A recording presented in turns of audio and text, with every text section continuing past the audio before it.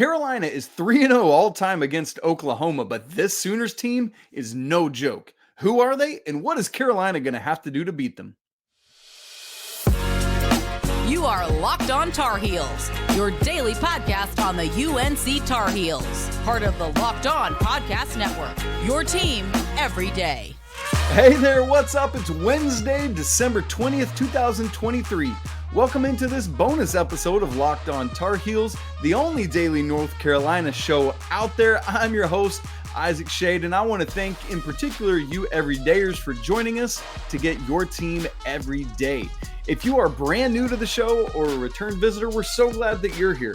Let me encourage you to come join our Locked On Tar Heels Discord channel where we're talking Carolina stuff all day long, particularly tonight while there will be a game going on. The game thread is going to be hot. Make sure you are there for that. Coming up on this bonus episode, it's just a little crossover with John Williams, one of the co-hosts of Locked On Sooners. We want to get ready for what Oklahoma has, as well as talk to them about what North Carolina is bringing to the table. This episode is brought to you by FanDuel. Make every moment more. Right now, new customers get $150 in bonus bets with any winning $5 money line bet. That's $150 if your team wins. Visit FanDuel.com/lockedon today to get started. All right, let's get right into it. Me and John Williams from Locked On Sooners.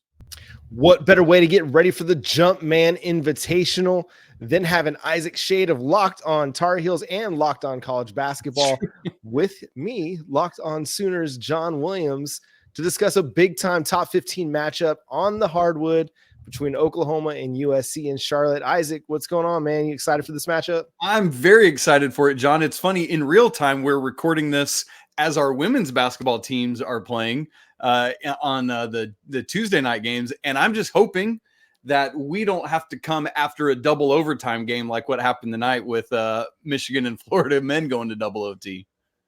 Yeah, that would make for a really late night tip-off already, especially for you East Coast folks. But it's going to be a really, really good game. The UNC Tar Heels already off to a really good start in the season. Yeah, they've got 3 losses on the season, but you look at who it's to in Villanova, in Kentucky, and a top 5, another top 5 team as well. And I mean, they're a battle-tested program. UConn, thank you. They're a battle-tested program in the non-conference, and this is really Oklahoma's toughest test to date. Yeah, it's funny, John. I was actually looking at that earlier today where like at KenPom, Carolina's non-conference strength of schedule is 17 and Oklahoma's is 335. And so that's like the big dichotomy right now is like Oklahoma has had these like strong but not elite competition games. Like as we talk, Providence right now is beating Marquette. That's a team that Oklahoma beat this year, and so we got some of those wins. But, meanwhile, North Carolina has played, I think it's like 4 top 50 KenPom teams at this point. And so I'm curious to see, because to my eye test, I think Oklahoma is legit. It's just that we haven't seen it, in an elite level battle like this is going to be. So I'm super stoked for it. Yeah, it really is coming down to that because you've got good wins over Providence, over USC, over Iowa, and this is a team that's looked really, really good against really, really poor competition. You've got several 30-point wins, a bunch of 20-point wins, but they haven't played anybody to the caliber of UNC. So what's been different for the Tar Heels this year? Because last year was kind of a really, really down year by North Carolina standards, and that's probably putting it mildly. But they're off to a much better start in year 3 of Hubert Davis. 100%. First, I got to say, I was thinking in my head as you were talking about beating USC. I know that has to feel sweet. I know It's not football, but it's like, in some way, it's like, what up, Lincoln Riley? We're killing your basketball team. So, John, that's a great question. A lot of last year's issues were North Carolina's preseason expectations that people set that I think were unrealistic, to be quite frank with you, because there was that run in the latter third of the season before that. And it was like North Carolina caught fire with that. Last year, 4 of those 5 starters were back. But the problem is, as Oklahoma fans will know all too well, the guy that left after that was Brady Manek, who was a big part of that run in terms of like being a leader, holding people accountable and things of that nature.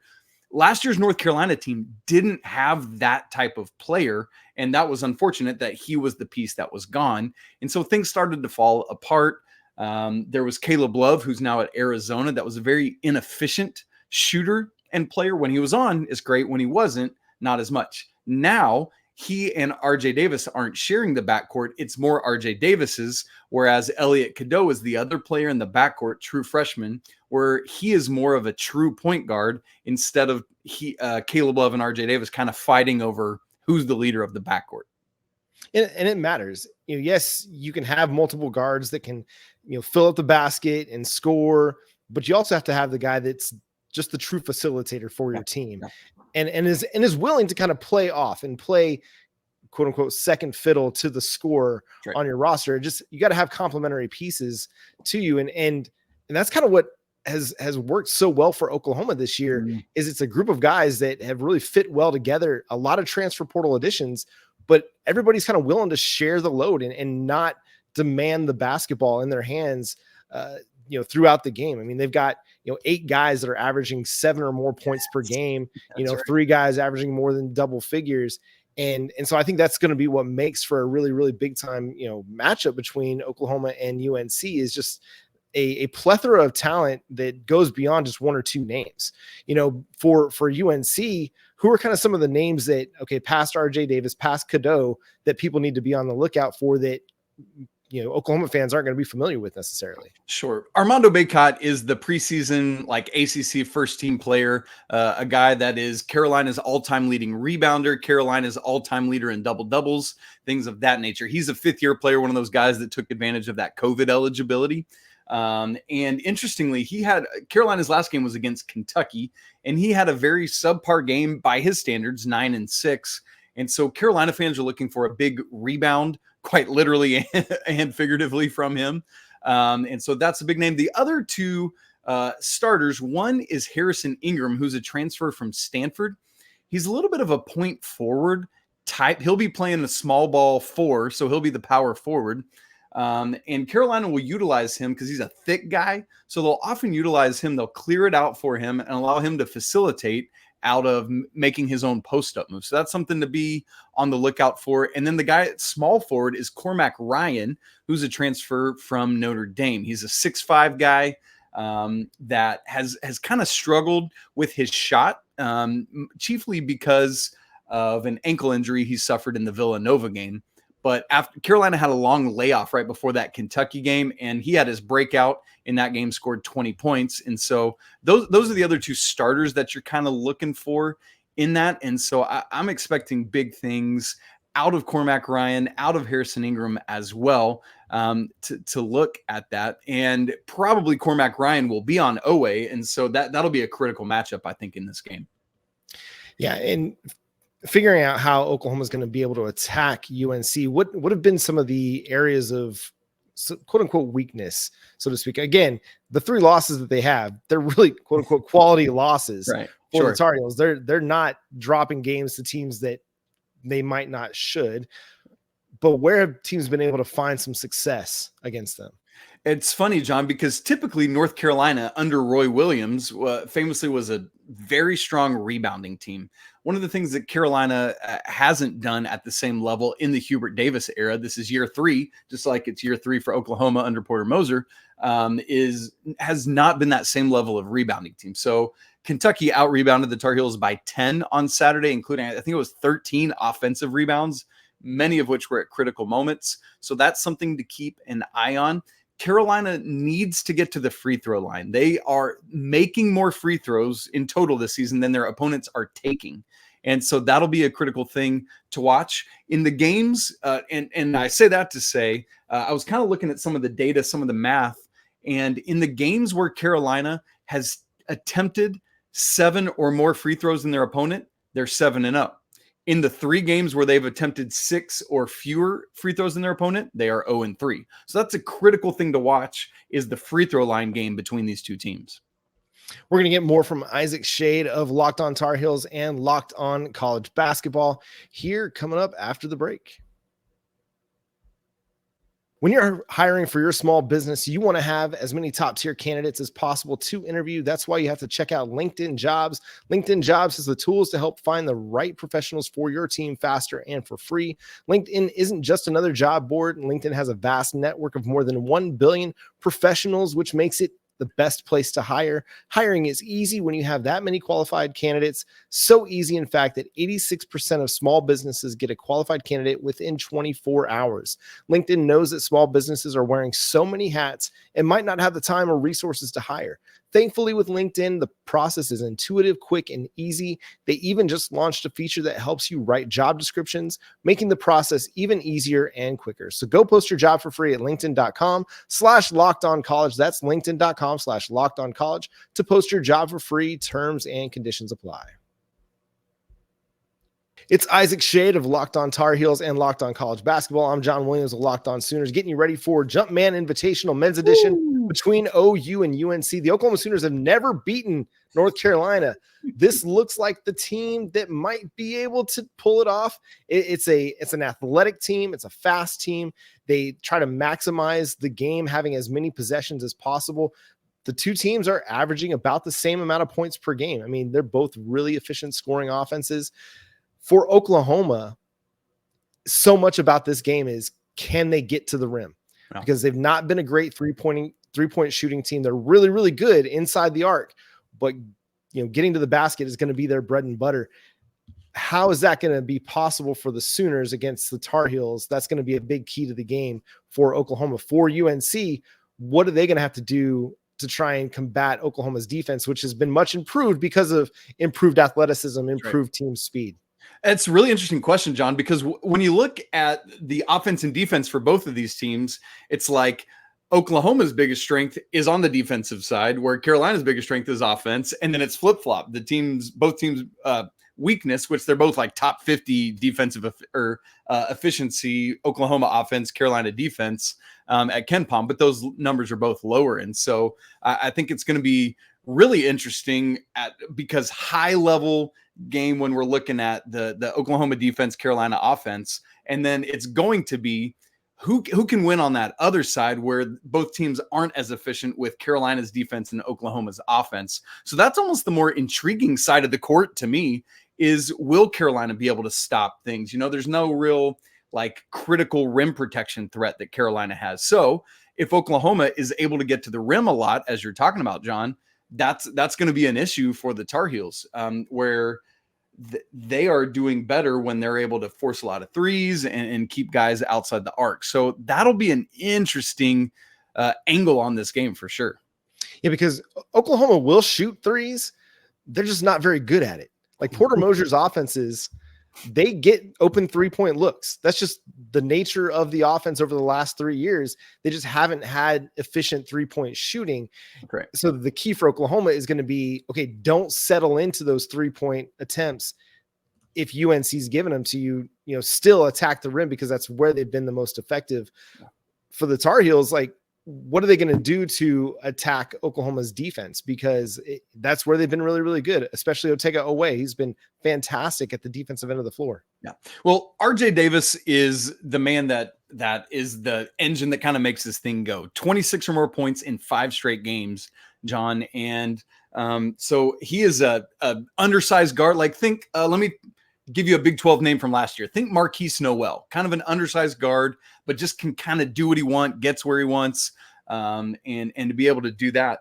And that's offset by Armando Bacot in the interior, who we talked about earlier. I think Elliot Cadeau being a pass-first point guard is going to really work to get the ball inside, often where it seems like Carolina has at least a little bit of a front court advantage.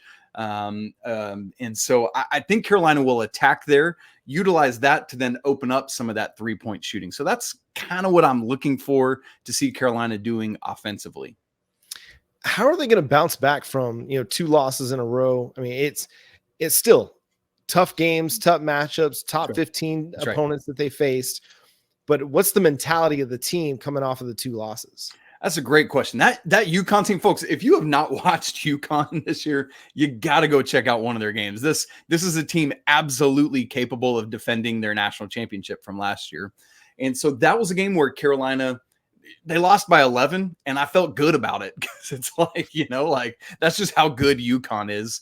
And then with Kentucky, you do leave that game with a sour taste in your mouth because there were things that Carolina didn't do that they characteristically do that should have won them the game. And so I'm looking for a team that is very hungry. Carolina fans know, Oklahoma fans might not know that on Sunday, Eric Montross, who is one of the most known Carolina players of all time, the leading scorer on the 93 national championship team, passed away from cancer. And so that's another kind of emotional part of this game, is how does that factor in, along with having lost the night before. And so on the Carolina side of things, I think that is a critical question, is how do they bounce back? How do they respond from that? Because if you lose this game, if you're Carolina, that's 3 losses in a row. Although, as you said, John, to teams that are this week all top 10 in the nation. And so I think that's a critical thing. Whereas from Oklahoma, I've kind of been laughing about it a little bit. So for Carolina, obviously we're basketball first, football second. So anytime Carolina is good at football or seemingly good at football, it's like, is this real? And then you lose like 4 games down the stretch. And so I was kind of laughing with somebody earlier this week. It's like Oklahoma's probably in that opposite side of what we usually feel, where it's like football first. And right now, Oklahoma fans are like, are we legit good right now? Is this happening? And like, until you get into games like this and then Big 12 play, which was a gauntlet as always, then you really start to figure out how legitimately good Porter Moser's third team in Oklahoma is. We feel so close to being able to say that this is a really, really good team. And I think probably 99% of Oklahoma fans are there. This is a really good team. How are they going to respond to tests like North Carolina, which is going to simulate, the biggest competition that they've had to date, but also playing against a Kansas in, Allen Fieldhouse, playing against Baylor, playing against Houston now. Yeah, exactly. a deep,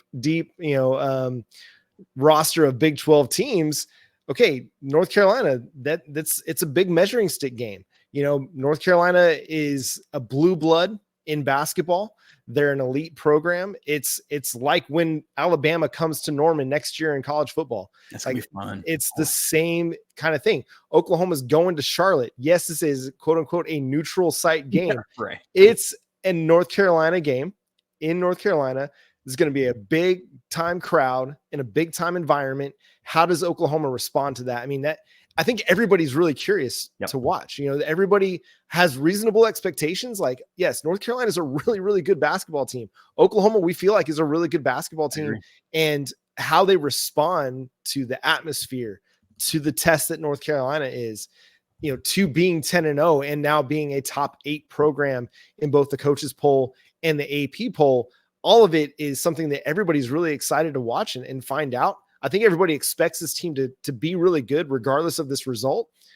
But man, we're really intrigued, man. We're really intrigued about can they go and pull off this upset? Because even though Oklahoma is the higher seed, I think everybody in Norman and probably in college basketball would assume this would be an upset if Oklahoma were to go into Charlotte and beat the Tar Heels. I think so. And John, you're so true with like, yeah, okay, this is a neutral site game. Well, one of these teams is traveling like 140 miles. The other team's traveling, I looked it up earlier, it's like 1,091 miles from Norman to Charlotte. So it's like, okay, neutral site, sure. Okay. So we got to factor that in somehow. John, what do you think it is this year? Because, Oklahoma, the first 2 years under Porter Moser has been okay, right around 500. What is it that's been that leap this year that's really allowed things to take off?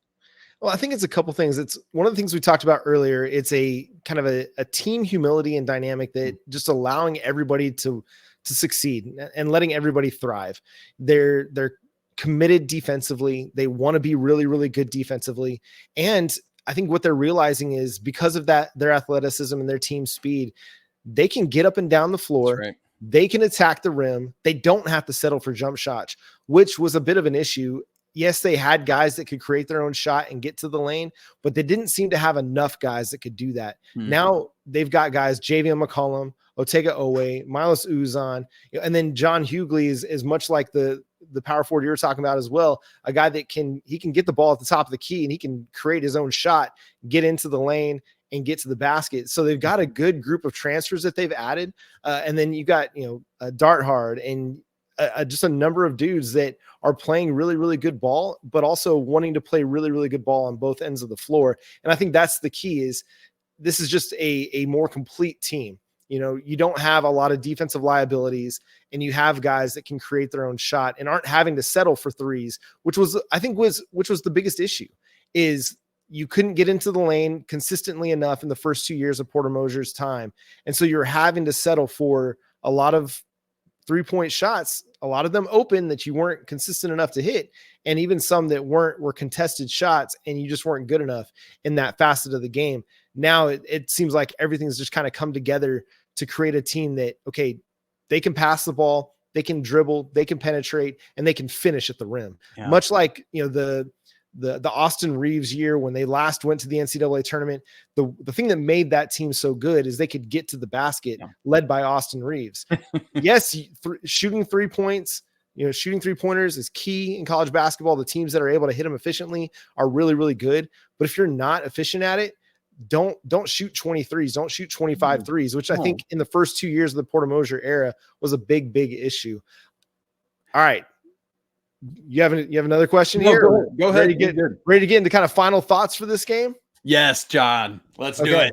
All right. So I think Oklahoma keeps this close, but I don't know if they're quite ready to pick up this kind of a win. And as soon as I say that, they're going to go in and they're going to upset North Carolina, and I'm going to look like the idiot. But I really do think this is going to be one of those games that comes down to, the final few possessions in the final 2 minutes. And it's like a 5 to 7 point win for the Tar Heels. It's kind of where I'm looking at as far as the score goes. Well, I think it could be a high scoring game because Oklahoma wants to get up and down the floor. They want to maximize possessions. They don't want to, drain the shot clock. Yep. And I kind of hope they keep that mentality as opposed to going into what's going to be a hostile environment and then trying to take the air out of the ball. No, just keep playing your game for better or for worse and see how it holds up against a really, really good Tar Heels team. Yeah, and what's wild, John, is that should hold true for both of these teams because North Carolina's average possession length and adjusted tempo are even faster than Oklahoma's. And so I'm with you. I think it's going to be an up and down game, but for some reason, I keep feeling like this game is going to be a little lower scoring than I expect. And I don't know what it is, if it's just like mother's intuition kind of thing. But you said that 5 to 7 point gap. My prediction on Locked On Tar Heels on our full Wednesday show was 75-70 Tar Heels. And so that's lower scoring than I feel like it will actually be. But I got to go with it because I'm feeling it. It's that intuition. And we'll see what happens. Should be an electric game. Same as you said earlier. I'm really curious about this game because I think both of these teams are legit, and I'm excited to see what could be a kind of March Madness atmosphere take place tonight. Yeah, it's great. And we get it on a Wednesday night. So that's going to be fantastic. Going to have all eyes of college basketball on it. That's right. Go follow Isaac on Twitter at Isaac Schade. Go check him out on the Locked On Tar Heels and Locked On College Basketball podcast with Andy Patton as well. Follow me at John 9 Williams, and the show is at Locked On Sooners. Subscribe to both shows, all three shows, really, wherever you get your podcasts. We're free and available on all podcast platforms and on YouTube. So hit the subscribe button and that notification bell to let you know when new episodes drop. But for Isaac Schade, I'm John Williams. Talk to you next time. Enjoy the Wednesday March Madness preview. Have a great week. Big thanks to John Williams for joining me for this crossover. It's great to be together and chat with him. He's a great dude. The fellas at Locked On Sooners do a really good job. If you want to hear more to get ready for this game, make sure to go listen to that and all the Lincoln Riley pettiness. It's awesome, and I'm here for it. If you would, again, come join our Discord channel. It's a great way to get involved in the Locked On Tar Heels community. You can also email the show, lockedontarheels@gmail.com. Don't forget to check out today's full episode. You can click on the links that we had earlier in the episode for that. Don't forget to subscribe to the show, smash the like button if you're watching. Would love to hear your comments on the Sooners. And if you would, go rate and review the show as well. It helps out so much. It's always a great day to be a Tar Heel. Can't wait to talk tomorrow about hopefully a Tar Heels victory. But until then, peace.